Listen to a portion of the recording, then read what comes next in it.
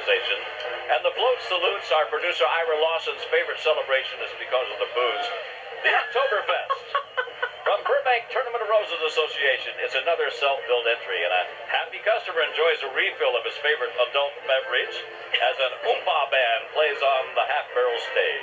They're backed up by a pair of horn-playing squirrels clad in coats of bronze cushion palms and beige uva grass. Together they've got the dancers both on and off this float getting their groove on with the shoe slapper dance. A what?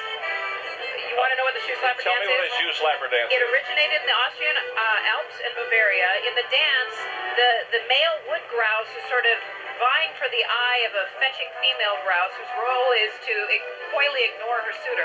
Kind of a courtship dance for birds. Why do we males always make fools of ourselves? You got slapping me. our shoes and all of that. A wonderful self-built float from the Burbank Tournament of Roses Association. Here's the